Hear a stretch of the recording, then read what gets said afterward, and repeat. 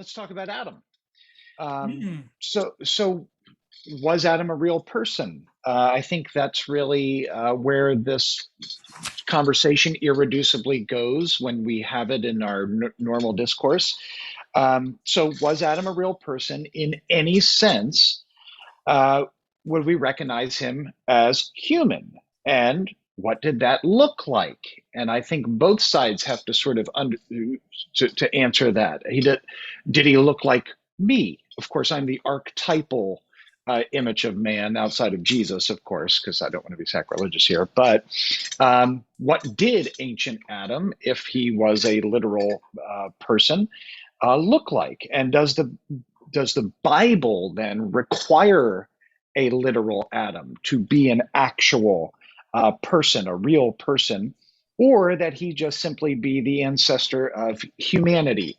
So let's kick that around, and we'll stick with the normal course of things. Brad and Shane haven't had a chance to chat in a while, but Serro, go ahead. And this is the problem of trying to have this discussion in 3 hours. You think it's going to be a long time, and it goes by very quickly. Yep. So I don't mean to rush you all, but I'm going to rush you. So a little bit quicker. But go ahead, Serro. Repeat the exact question. Sorry, was Adam a real person in any sense that we would recognize as human? And what did that look like? And does the Bible require that Adam be a real person, or that he's just merely simply the ancestor of humanity? Make it snappy. Adam was a real person. I guarantee it. As far as I guarantee anything, I give you the T.S. Hamilton seal of approval on Adam being a real person. But as to whether he was a human in a way that we would recognize, I think that's a more interesting question, because species is a modern scientific means of classification. Obviously, there's not enough room in the ark for all of the species that exist today. And there's plenty of independent evidence that there's a lot of change that extends beyond, by the way, what we would call microevolution. Okay, so clearly there's something macro going on in terms of biological change, in terms of what is possible. Llamas and camels can interbreed. And that applies to human beings just as it applies to other animals. The question is it teleological? Is the change that happens to biological organisms, is that innately goal-oriented? Has God endowed the creation with some kind of imminent creativity? And does that apply to man? Because Todd Wood argues that after the flood, there are certain biological triggers which initiate very, very, very rapid periods of diversification on the scale of centuries rather than millions of years. And we see in the fossil record plenty of evidence that there's a huge amount of variety in what is possible with respect to the human form.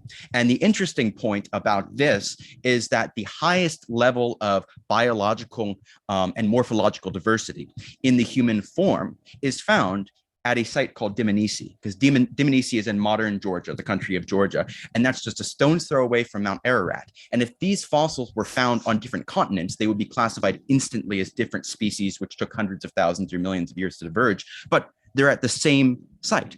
And it looks like here what we have is an example of a human community at a period of time where those diversification triggers are still operative. So what was Adam? I can say with a high degree of confidence, I can't quite give it the T.S. Hamilton guarantee, but I can say it with a high degree of confidence that he was not a Homo sapiens and that he looks a lot different than any human being today would look. Okay, Shane. When I sort of asked this question, I was thinking in very theological terms. I know we've sort of classified this as more of a scientific one, but I'm interested primarily in the theological implications of the scientific question. I think that there is, a lot of the interesting stuff that Todd Wood is doing with the concept of human diversity is fascinating. But for me, I'm thinking in terms of the typical story of the history of mankind, the typical scientific understanding. And this goes back to my point about the resolution of things, where I think a lot of theistic evolutionists, and we don't have anyone really representing that full-blown view here. So I'll be careful to portray it in a charitable way. But if we had, say, a Tim Keller in here, and we asked him, okay, what was Adam? What did he look like? What do you think? where do you think he fits in the actual history of mankind scientifically? And I think that given his view, first of all, I don't think he's probably considered it in any serious depth. That's a function of his profession. Part of that's a function of the fact that I think theistic evolutionists often don't think about this very deeply, and I'm not imputing this to anyone in particular, but I know there is a tendency out there to just say, I don't really care about the existence of Adam because I've so spiritualized the text that I view the fall narrative as simply a sort of symbolic communication of some kind of shift in the consciousness of human beings as a population that took place vis-a-vis God, and brought about a change from the original intention of things.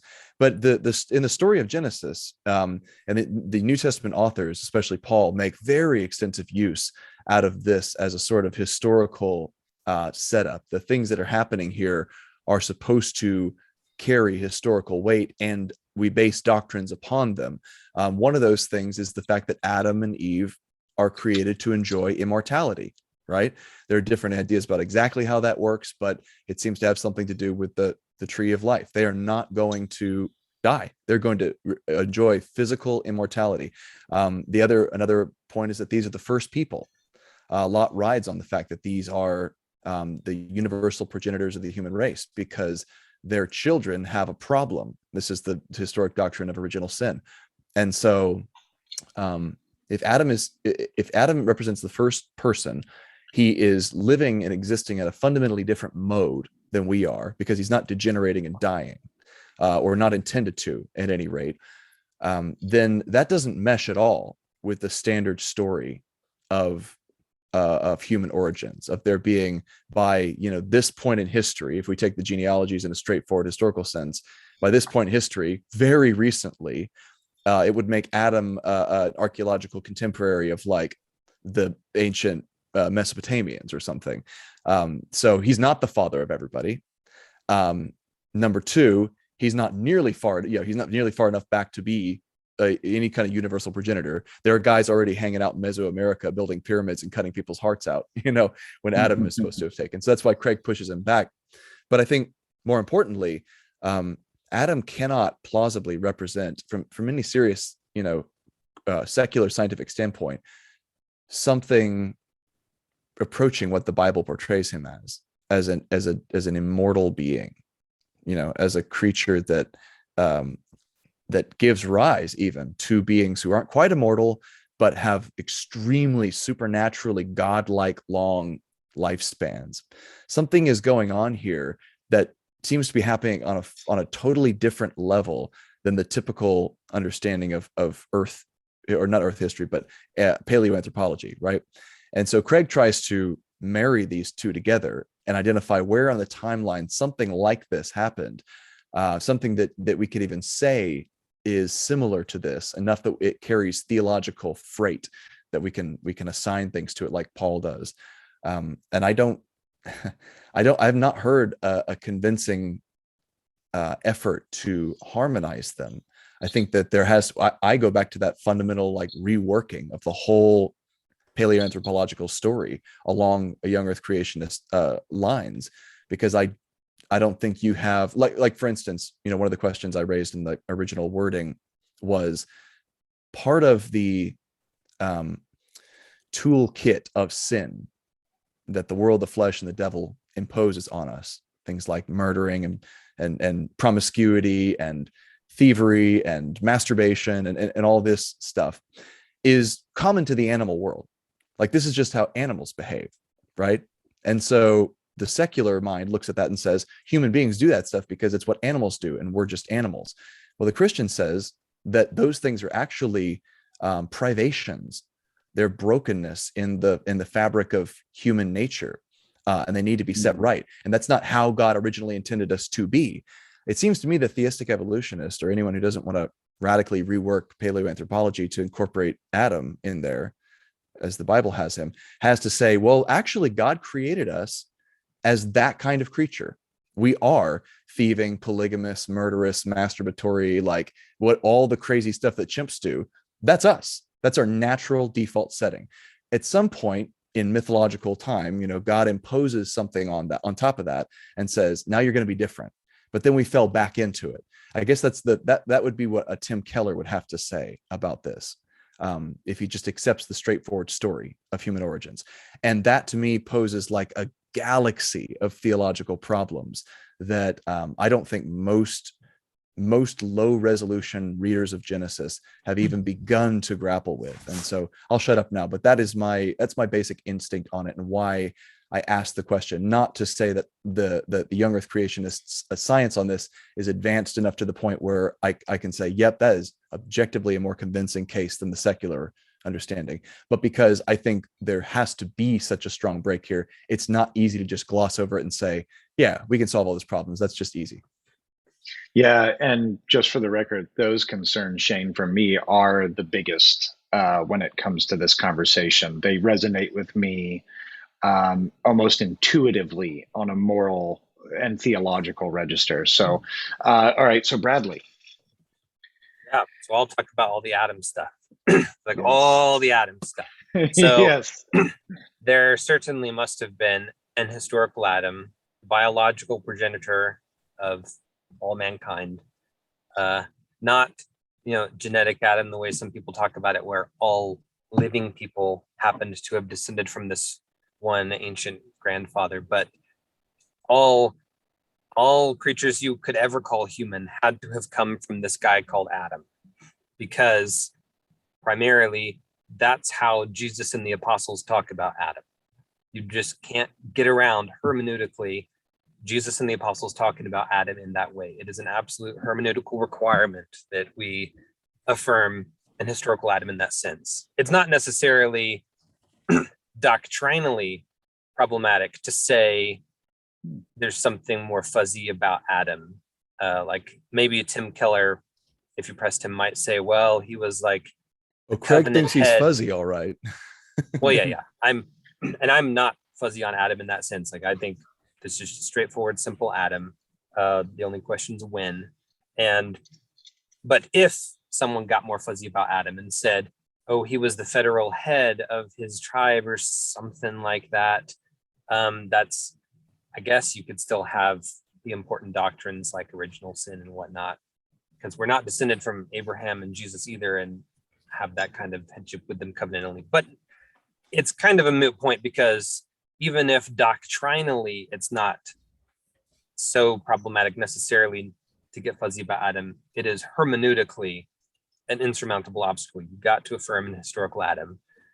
And I think you've got to say that he was immortal, providentially immortal. I don't think he would, biblically, it doesn't seem that he was inherently constitutionally immortal.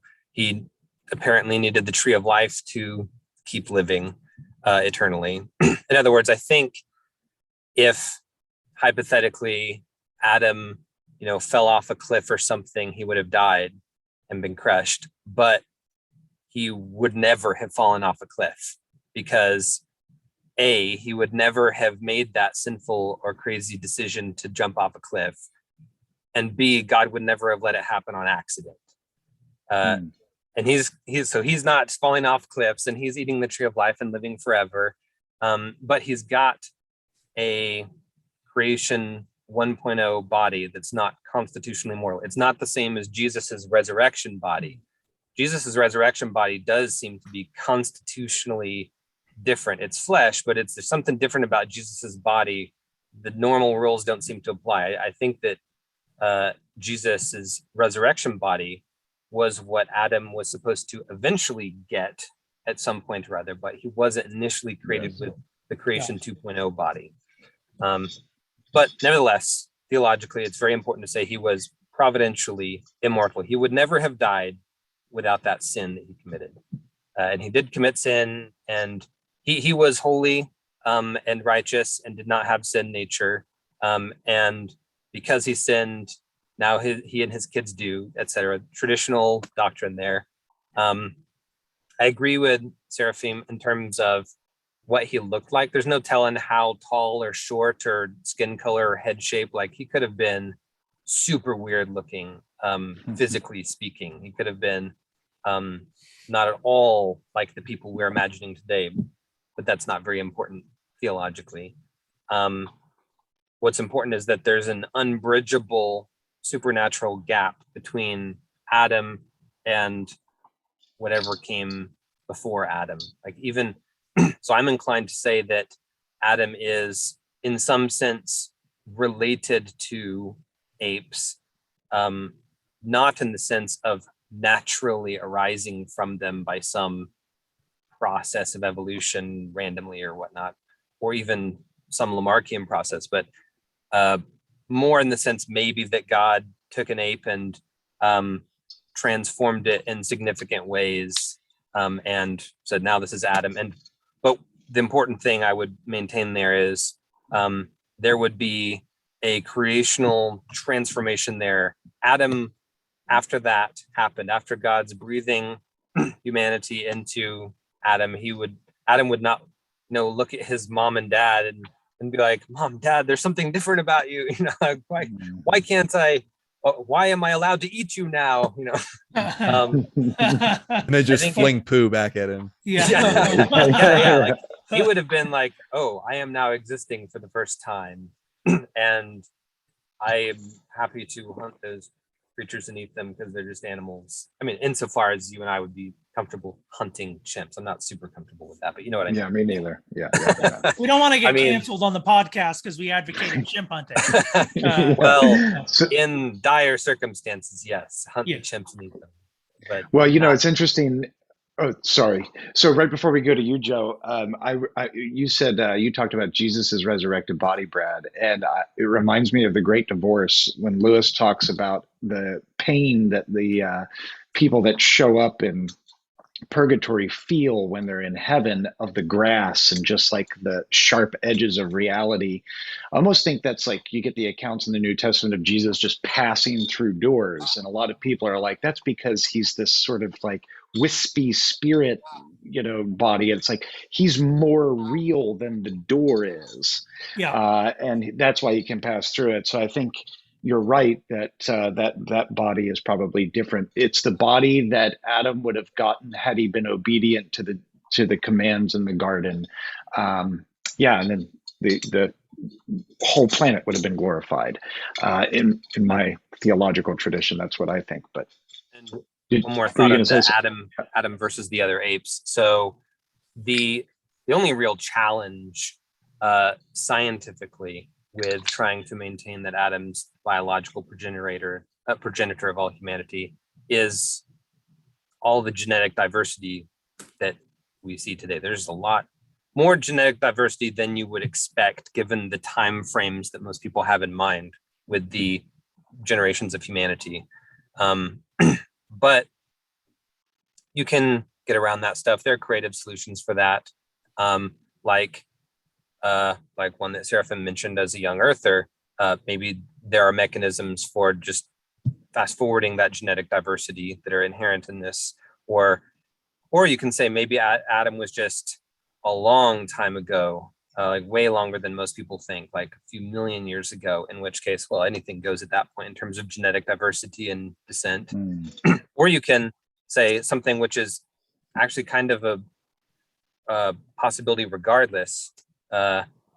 Maybe Adam's descendants bred with the apes sinfully, bestiality, in other words.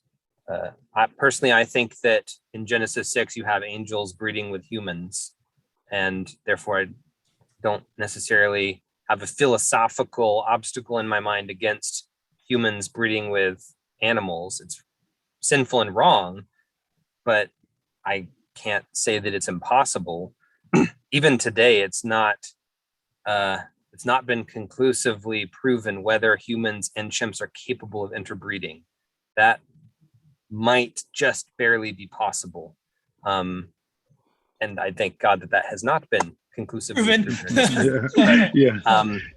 I'd say that just to make the point. Hopefully the NIH doesn't get grant money for that. Yeah, exactly. We haven't quite decided what we're going to do with chimps on this podcast, have we? You're going to eat them? Yeah. All that to say, that would insert a lot of genetic diversity potentially, and there's basically, there's no strong scientific reason one way or the other to deny a biological, straightforward atom.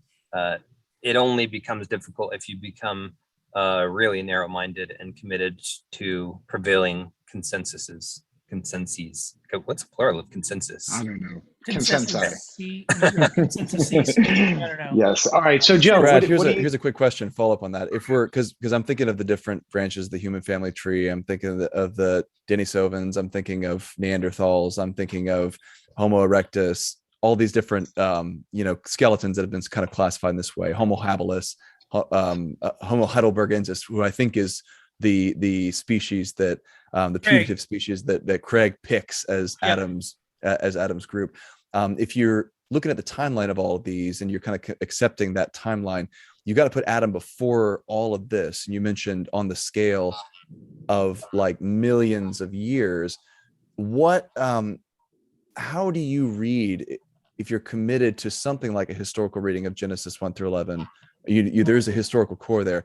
How would you read the genealogy where it sees Adam immediately going into these ancestors if there's like a gap of literally millions of years of diversification in there? And how are the oral traditions preserved as well? I'm interested in along the same lines. Yeah. So if, as I tentatively think at the moment, if Adam's in the very distant past, I mean, a few million years in terms of conventional geology, maybe several 100,000 because radiometric dating is not very reliable, etc. If he's living in the Mediterranean basin and Noah's flood is the largest flood in world history that fills up the Mediterranean basin, and you got the 4 rivers in Eden that actually do go in, they go up out from the Mediterranean basin historically, so that's interesting. If you got that and the Tower of Babel after that, if all those universal anthropological events like the flood and Babel are really far back in the past, then yeah, my biggest problem becomes the genealogies in Genesis 5, actually, especially the genealogies in Genesis 11. Once it goes from Tower of Babel to Abraham, it's actually not even that big a problem. The Genesis 5 genealogies, if I'm placing both Noah and Adam that far back, but Genesis 11 genealogy, that becomes difficult, and I don't know how to interpret that right now. I just have to say, well, I think those are symbolic, and the original audience and author would have said this is symbolic somehow, but I'm not satisfied with that answer. So I do think that those things are historical and had to have been historical. Oh, and in terms of the oral histories, probably, if this is true, in this theory, those would have actually re-arisen. So those would not be oral histories that are faithfully transmitted, but those would be like Balaam, the prophet of the Australian Aborigines, said, here's what happened with Noah's flood and the Tower of Babel. And you do have legitimate non-Israelite prophets in various places, and it's not absurd that they would have occasionally reminded everyone about what happened a long time ago. That's where I stand currently, at least. It's interesting, just really briefly, related to the issue of oral traditions. I haven't seen this raised in any young earth creationist publication, but they need to, because it's incredibly striking. There's some recent anthropological research on the characters, as in the symbols that are used in Stone Age cave paintings. Because when you look at these cave paintings, most people, your eye is drawn to the actual painting.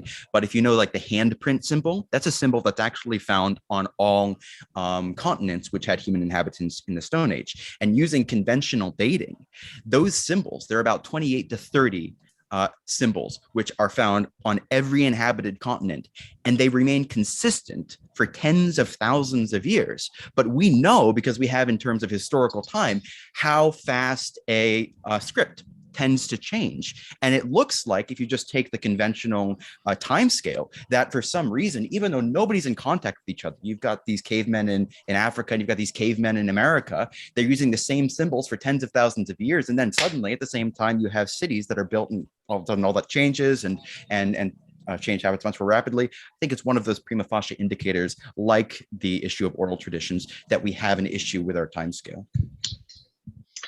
All right, so Joe, talk to us about historical Adam there, my brother. Yeah, my view on this is probably somewhat similar to what Brad just said. I would default by reading the text to take Adam as the biological progenitor of the human race. I don't see any reason to deny that. My guess is if I were to, I don't even want to make a guess. If I were to identify a historical referent for it, I would probably wind up having a project fairly similar to Bill Craig's, and the conclusion might be the same. When do you see evidence of like spiritual soul and this sort of thing? But like Bradley, and that might put you in the hundreds of thousands of years ago. There's also Swamadas's view, which is interesting and creative, and I think he's careful in some ways. I won't go there though. Craig's is neater because you really do get one Adam, sort of all anything you ever want to call human as the ancestor. In that sense, I want to say that to, also note. I actually don't think Tim Keller has not thought about this that much. I think his view is actually more sophisticated than most people give him credit for. Because I'm so opposed to Keller bashing, not that Shane does that. Shane is also opposed to Keller bashing, by the way. He's gone to bat for our good boy Tim. But I wanted to flag that I think he's just such a good whipping boy for political reasons that I think are the only reason I said that was because I found his treatment of it in Reason for God singularly shallow. It's terrible. It's terrible. Yeah. He does have a couple of articles where he's more careful, I think. Okay. Not in a, it's not going to satisfy, it's not going to change anybody's mind, I don't think, but it's better, I'd say, than the average handling of the issues that you find with which is characteristic him. So very, very, very my default is to say old Adam for the same reasons everybody else has said here. Flood, I am fairly skeptical of a universal flood. We could go to exegetical reasons for that. Oddly, I'm very suspicious. I'm actually somewhat suspicious that maybe Genesis even slows down by the account of the flood, because another option is that you have a non-anthropologically universal flood that nevertheless is massive in a particular region. And so there's this very interesting guy, for instance, named, I'm looking it up real quick to make sure I get this right. It went away. Never mind, I won't find it. There's a very interesting historian of geology, a kind of an archaeological geologist who looks at flood accounts and takes them very seriously. So what he does is says where let's imagine that all of the details in all these accounts are exactly correct. If this local tradition says the waters flew in here from the west, I'm going to take it seriously. If this local tradition says everybody ran up the hill as opposed to got in a boat, I'm going to take that seriously. And then he actually sort of constructed a model to say, here is a bunch of flood stories from this massive region. What event would make all of those stories true? What if it's not all, what if it's one event, but the local responses to the event are different? And what if the myths, or not myths, what if the stories are preserving real historical memory of what diverse people did in a massive region? And he actually was able to he basically said, if I can here's what all the evidence says, what would happen if that was consistent? Well, the only thing I can think of that would make that happen is if a big comet crashed into the ocean in about 2900 BC, which fits actually the genealogies of Genesis fairly well. 2900, 3000 BC is typically when people date the flood. Maybe that's off a bit. But he then predicted, if that's true, maybe I will actually find a comet of about this size under the Indian Ocean right here. And he did satellite work, stared under the Indian Ocean, and found exactly that, which when we talk about prediction and the prior probability of finding such a thing, it's quite significant and interesting. So it's possible to me, actually, the flood is a weirdly even more recent than the Black Sea flood, in that most of what you have from Noah on is actually is significant to the Mediterranean world, whereas what you have in Adam reaches much further back and has a more cosmic scope, and that the cosmic grammar of Noah takes on a theological significance, and we could talk more about specifics there. Obviously, all of that breaks down into a numerous amount of specifics. I don't think there's a whole lot more I'd say there, but effectively theological. I like what Bradley said. On the one hand, and I think the way even Shane said it, what really matters to me here is the theological significance. I think it's very theologically significant to say that there's a historical Adam who is the father of the human race, second Adam, et cetera, discussion of immortality, the Garden of Eden. What model you need to have to be orthodox and to preserve those theological distinctives. Yeah, that's a different question. That's a nice little segue into we're going to start to wind down here. We're coming to the end of our time together, and this has already been a very, very, very good conversation. So thank you all. But let's talk about the theological implications. Lots of people in sort of conservative evangelical circles will say that if you take an approach to old earth, then it impacts the gospel in some way. And Bradley talked about federal headship, right? If we don't have an actual historical Adam that is the original ancestor of all humanity, that represented us, he was a public figure before the face of God, and in his fall of sin, spread the germ of sin to all those that come after him. And the cure is the last Adam, who keeps God's law perfectly and therefore imputes that righteousness to all of God's people. That's a sort of symmetry that you have between the first and the last. But what are the theological non-negotiables when we talk about protology? And how do we decide those, again, in a way that's not merely ad hoc? So I think that this is really what people are initially concerned about when it comes to this conversation. And the bulk of what we've talked about up to this point is the glacier under the water. The thing that people initially move towards is are you saying you don't affirm a historical Adam? And if you do, are you saying that historical Adam is some sort of subspecies of a human that then became a human that's a composite whole of a reasonable soul and a human body? Because if you say that has implications for a ton of our systematic understanding of theology. So what are the theological non-negotiables, Serro? And how do we decide those without in a way that's not just ad hoc? Yeah, I think the first thing to say is that it depends on what context we're using the word non-negotiable in. Like, some people will hear this, in usually kind of evangelical circles, is it a salvation issue? But that's not really the question that I'm interested in asking. I mean, I'm not going to tell someone who even thinks Moses never existed, oh, you're going to hell. I mean, I think it's incredibly dangerous, but there are different kinds of theological significance. We're saved in Christ, and Christ is the Lord of the whole world. And all of the stuff that we say about these issues has its center in the person of Christ. And in a sense, if Jesus is the pearl of great price, you have this architecture that's designed to point you to the center and guide you to that pearl and keep it above ground and focus you on it. But that doesn't mean that everything in the room is identical to the pearl of great price. The major issues that I see, number one, we want to preserve the intimacy of God's relationship with the real, concrete world that we live in right now. So when we talk about the symbolic character of the narratives in Genesis, and we talk about all of the details which have these innate meanings, I want to preserve that its absolute historicity, because I think it's meant to be historical, but because I think if we understand them to be historical and meaningful in that way, it leads us to ask different questions of our life. It leads us to ask different questions of world affairs. It leads us to ask different questions of church history, questions which give us very important answers, which can be used for our sanctification and can be used to build up our trust in God.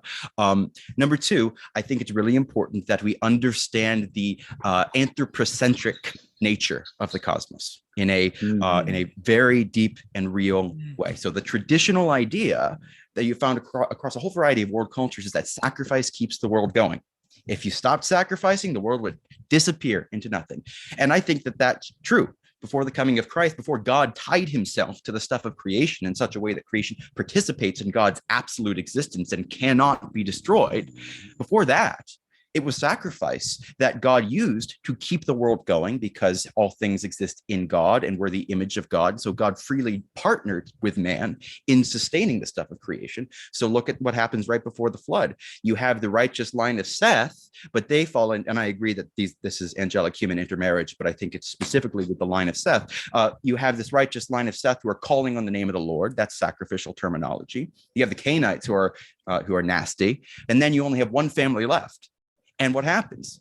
Well, there's no more sacrifice, or almost no more sacrifice, and the world simply collapses in on itself. Fountains of the great deep burst forth, the windows of heaven are open, and everything falls apart because man was not ordered in relation to God through sacrifice in order to keep it in existence. Now, if we understand the relationship of the world to man in that way, then that's going to have implications for how we understand things like animal death. And Brad has pointed out in some of our conversations that in the tradition of the church, even before Lyell, there are a variety of views on whether animals died before the fall. And there's also questions like, what do we mean by death? I mean, if an animal goes into a very peaceful, painless sleep from which he will wake up one day, is that death?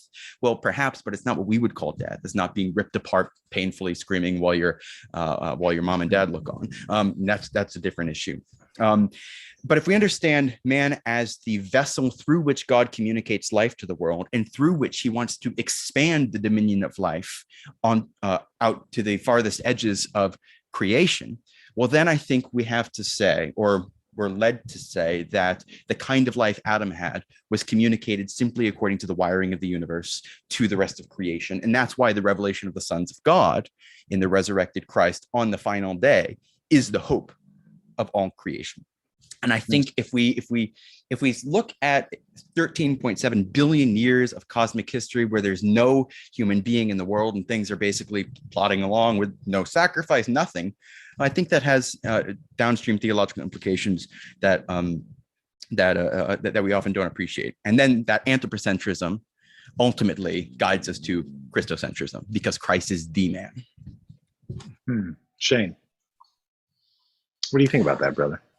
I don't have a terrible amount to add to that because Seraphim stole all my points. Yeah. The answer, I will zoom in on the anthropocentrism thing real quickly. I have interviewed British historian Tom Holland on the Upstream podcast, and one of the things that he says that I found fascinating in both his book Dominion and in our conversation, he reiterated it, is that one of his big hangups to belief in God, he's an atheist, despite his admiration for Christianity, is that he looks at this 13 plus billion year history of Earth, of Earth's life, and the amount of time that complex organisms have existed in that, the continual processes of mass extinctions, the turnover, the apparently purposeless evolution, to where by the time you get to the Holocene, our time, 98+% of all living organisms that have ever existed on the planet are gone forever. Some of their remains are preserved in stone. And he says, I can't reconcile that with the idea that the world is created by a God who has a purpose for things, because objectively, it looks like the vast majority of Earth history was so utterly purposeless and led to nowhere. You can't even say like that was the process of God evolving the forms that would eventually reach their perfection in our time, because I'm sorry, major divisions of the vertebrate family tree are gone. They just don't exist anymore. Like the whole Therapsid group is completely wiped out. The dinosaurs are gone. They didn't go anywhere. I mean, you could say they're birds, but most of the groups of dinosaurs are completely gone. So the pointlessness of that, and the difficulty that he has in drawing that into a theistic story, I think has real teeth. When the Bible talks about the world being created with this goal of humanity, and humanity being central in some really mysterious way to the world. And even talks about how when Jesus is asked about marriage, he says it was not so from the beginning. And he even says from the beginning of creation. And that phrase is repeated, I think, in Paul somewhere. This idea that man has always coexisted with the world is really strongly assumed in the New Testament. And I don't know that you can say that's a theological non-negotiable, because then you got to excommunicate all the old earthers. But I think that the sentiment behind that, of the anthropocentrism, the idea that humanity is core to this whole story, and that the world must exist in some real sense for us, is a non-negotiable. And a lot of other non-negotiables emerge out of that, including the theological ties between Adam and Christ. And so that's what I would add there. Okay, Bradley. Yeah, okay. So whether or not something is a non-negotiable seems more like a spectrum question, which is kind of what the other guy said. You could say, well, what's non-negotiable for being an ordained minister in my denomination? What's a non-negotiable for being a member at the church? What's a non-negotiable for who I'm willing to even say, I guess that's a Christian still? And or just what's a non-negotiable in a whole different sense, in terms of, well, that's an unacceptably slippery slope logically. Even if you don't happen to slide down that slippery slope, it is non-negotiably slippery. That's right. Also another category. And I think a person does need to affirm original sin, creation ex nihilo, those big basic doctrines, or else they start to have doctrinal slippery slope problems, like your systematic theology doesn't even make sense anymore if you start to deny those things. I was mentioning earlier how maybe someone can get fuzzy as a thought experiment on whether we're all descended biologically from Adam and still maintain original sin. And I guess you can do that. A better example might be you could have aliens somewhere out there who are not descended from Adam, and those aliens might travel to Earth and say, our prophets have told us to come because the Creator came here as one of you, and we seek His salvation, or something like that. And you could have these, and maybe those aliens had literally take us to your leader. Yes, like take us to your leader. We heard that you killed him or something. So you could have maybe some aliens doctrinally who are not descended from Adam, and we would consider them to be men for all the reasons that for all the criteria that matter theologically. We think of them as human because they're talking to us, even if they look like octopuses or something. And it's conceivable that they would be saved by the blood of Christ also, even though they're not descended from Adam and had their own octopus Adam who sinned, or something like that. That's not unacceptable doctrinally if that happens in the future. And nor would it contradict anything biblically either, I think. I haven't thought tons about that hypothetical, but despite appearances. But so there are doctrines like that get systematically incoherent if you start to deny them. There are hermeneutical problems, like I mentioned. Hermeneutically, you're just being unfaithful to Scripture if you don't affirm X. And there are emphases, like Shane and Seraphim are mentioning. You do have to maintain that creation is anthropocentric. You can't just say, oh, man is stupid to think that he is the center of creation or whatnot. You have to say biblically that that's the case, that's all over Scripture. I don't think that natural evil, so-called, is actually evil. Even when I was a young earther, James Jordan and Peter Lightheart convinced me that animal death and suffering did exist before the fall, that those things are not a result of sin or Adam's fall, that Leviathan was already out there being Leviathan before Adam sinned. He's mentioned, I mean, the sea monsters are mentioned in Genesis chapter 1 as being created. For various biblical reasons, which are probably not the conversation we need to have now, I think that it is the biblical position that animal death and suffering existed because of the fall, and also that they're not going to exist later in creation 2.0. That what we have is a creation that is subjected to groaning. We have futility. We have a childbirth in creation where God made this creation pregnant. God made the animals suffering like this. And the childbirth wasn't supposed to take this long, but we sinned and messed it up. And now the childbirth is going to take longer, and it's going to be a worse childbirth. But Our they're pain awaiting, has been increased. right, exactly. And they're awaiting the glorious redemption of the sons of God and so on. That's what they're waiting for, because that's when it was always going to end. When Adam got when creation was going to be upgraded, that was always the plan. And it's still going to happen. It just got slowed down. So I don't think that natural evil being a result of sin is a non-negotiable. I don't even think that's true. Even when I was a young earther, I didn't think that was true. Aquinas and Augustine, there are a minority of theologians historically in church history, well before the evolution debate, who affirm that to be true. It is a minority position. There's the majority position historically seems to be that there was animal death, but it wasn't like suffering animal death.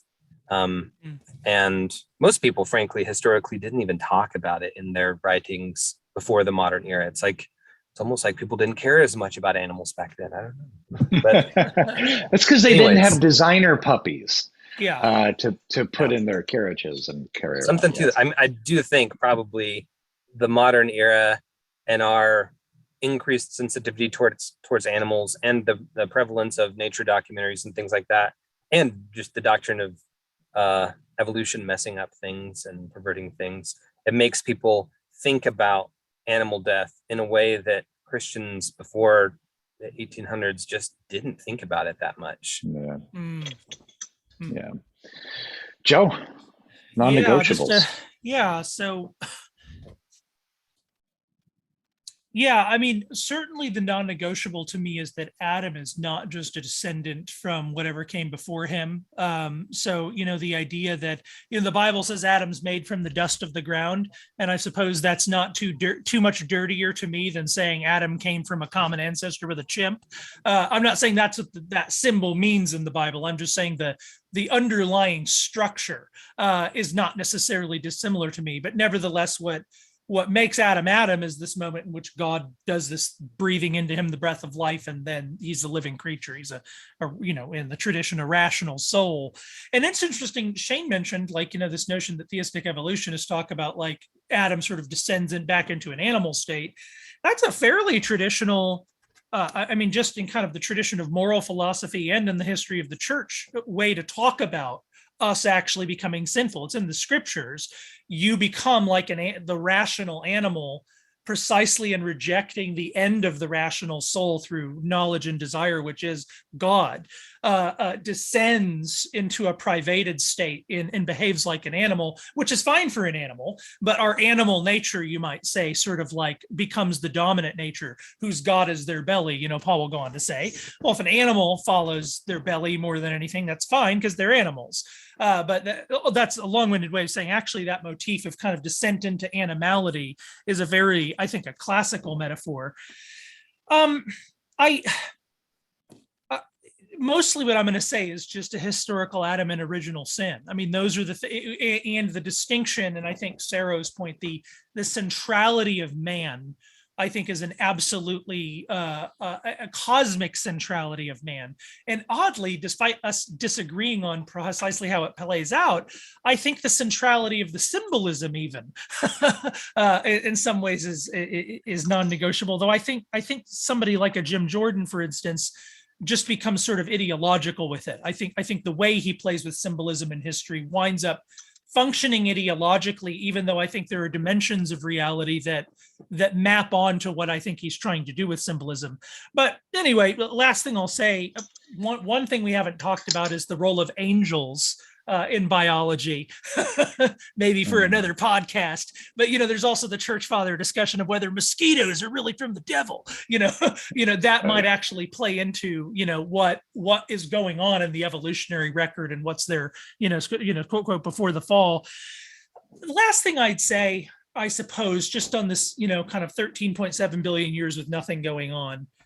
Possibly one way of looking at that is actually just to say you don't have creation really until man is here, because that is the finishing touch. The creation isn't done in Genesis on day 4 or day 5 or day 6. I mean, he's done making it on day 6. And so however long that maps on and the way we're measuring time, we could just say creation really does begin in its final state when rational souls are entered into man in this Edenic paradisical state. But there was no one to hear all those trees falling down, so they didn't. Yeah, exactly.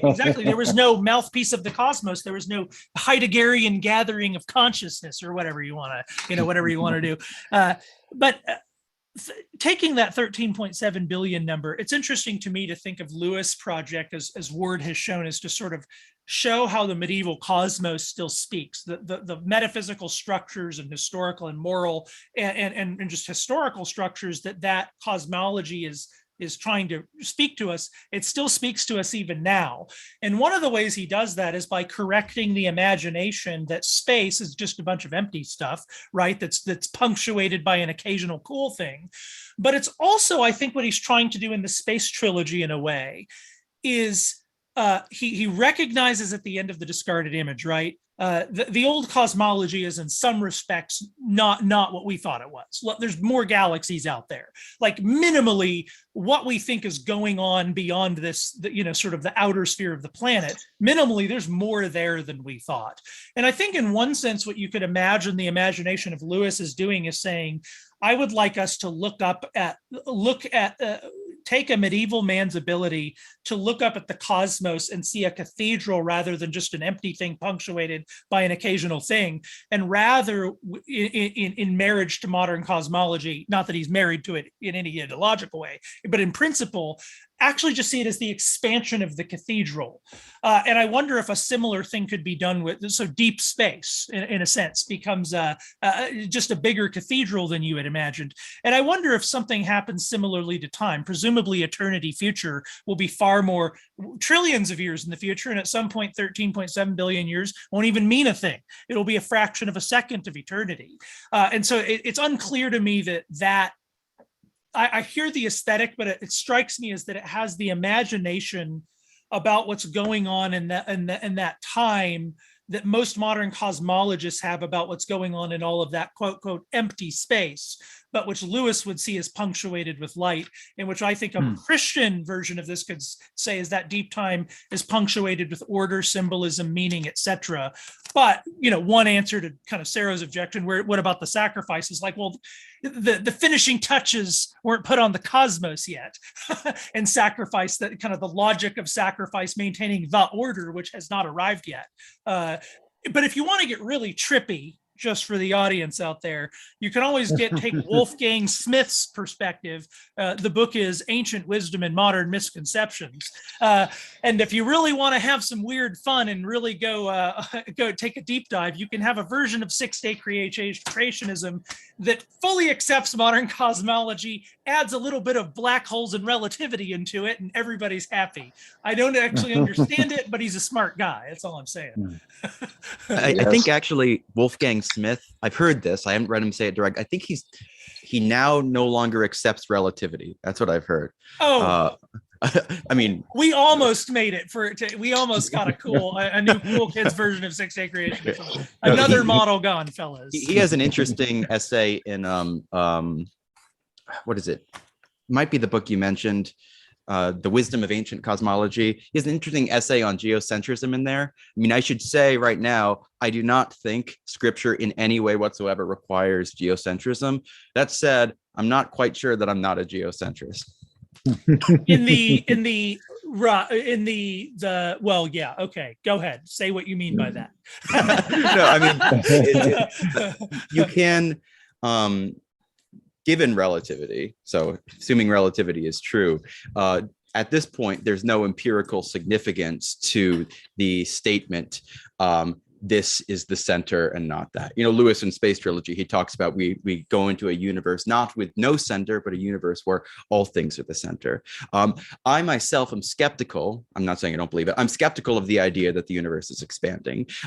So it's completely compatible, even with conventional physics, to have an absolute center to the universe, which, because we haven't reached the outer edge of the cosmos, we can't measure its relation to that outer edge. But it actually doesn't require you to go that nutty with physics. Actually, I think it's a lot less nutty than young Earth creationism.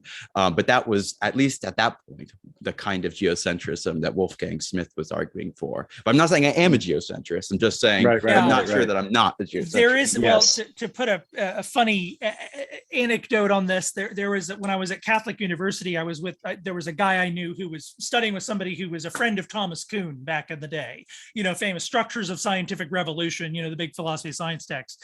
And Kuhn, by that time, what people don't understand is historians of science are notoriously skeptical about like how certain, you know, contemporary scientific models are. And Kuhn was sort of became this pretty, I'm not sure people really grasp how radical Kuhn really is in saying, like, I'm not sure our models tell us anything about what's really there. Well, somebody wound up talking, because he was such a historian of, as Dale mentioned, the Copernican revolution.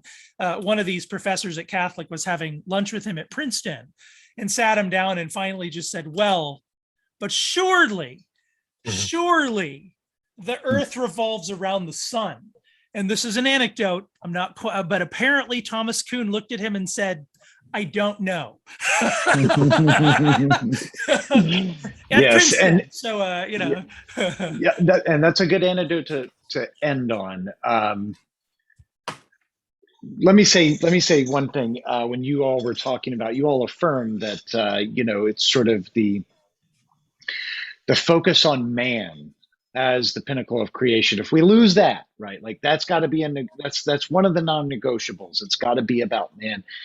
It reminded me of a meme that's floating around where the atheist is like, "Oh, you've got hundreds and hundreds of trillions of galaxies filled with all of these things, all, you know, but yeah, the God of all that cares about you." And then the base Chad is like, I accept the terms, right? Or whatever he says, your terms are acceptable. It's like, yes. Precisely. So I'm glad that I think all of us affirm that. One last thing I'll say, and then I'll take us out, is this has been such a refreshing discourse to have around a tricky subject. And I hope that what people will take away from this is a bunch of stuff, but I hope that some people reach the limit of their understanding about what they think they know. And for the ancients, that meant wonder. When you reach the border of your knowledge and you stare into the abyss of the unknown, that is wonder. And the tagline for this show is how human wonder fuels the quest for Christian wisdom. And I think that this was a beautiful vision of what that quest for Christian wisdom looks like. So thank you all for participating in this. And I would love to do this again, because we have not even barely scratched the surface of what we could talk about. But this was a wonderful example of Christian brothers gathering around that disagree and having a charitable conversation about human wonder. So thank you. I appreciate you, Serro. Thank you so much, Shane, Bradley. Thank you, brother. And Joe, I love you. Love you too, man. Until next time, y'all. See ya. Thanks, Dale. Thank you.